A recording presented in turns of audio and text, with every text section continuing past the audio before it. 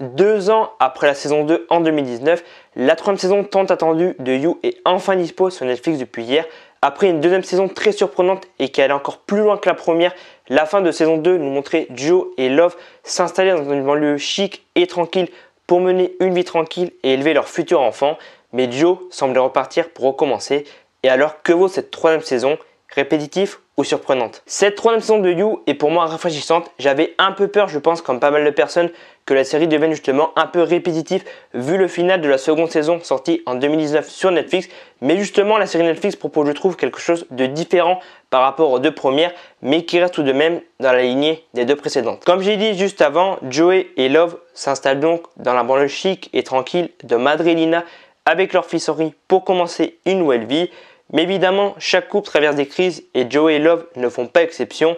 Le cadre nous paraît idyllique et va, je pense, rappeler à certains Desperate Housewives avec son lot de rebondissements.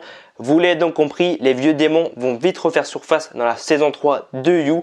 Mais cette fois, c'est Love qui va craquer à plusieurs moments. Et ça, clairement, c'est un truc que j'ai beaucoup aimé dans cette saison 3 de You.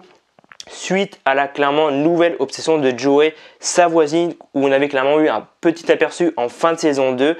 Clairement, Love va tuer la voisine, clairement leur voisine, parce que clairement elle est jalouse et elle va tuer donc la voisine de Joe, enfin clairement leur voisine à eux, très rapidement. Et cela va être le point de départ d'une cascade d'événements qui va en premier point les conduire à suivre une thérapie de couple. Mais encore une fois, vous en doutez, les choses vont quand même empirer. Malgré des progrès à un moment donné, il y a des petits progrès par rapport à leur thérapie de couple. Mais très rapidement, ça dérape une nouvelle fois. Mais par contre, dans cette nouvelle saison, c'est un truc que j'ai beaucoup aimé. Joey arrive à garder ses pulsions de serial killers. Le personnage connaît vraiment une évolution dans la nouvelle saison. On voit clairement un changement de personnalité. On voit clairement que le personnage veut changer vu qu'il a un enfant. Il veut vraiment changer. Et voilà, comme j'ai dit, c'est vraiment quelque chose que j'ai beaucoup apprécié. Même si malheureusement, il retombe dans ses travers dans les derniers épisodes. Cette nouvelle saison est donc, comme j'ai dit, très rafraîchissante et aussi surprenante.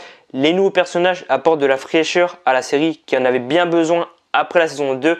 Si vous avez apprécié les 2 premières saisons, je pense que cette saison 3, vous allez aussi adorer, même si vous serez peut-être un peu surpris par moment, mais aussi peut-être un peu déçu par le final. Moi, clairement, je suis un peu mitigé par rapport au final.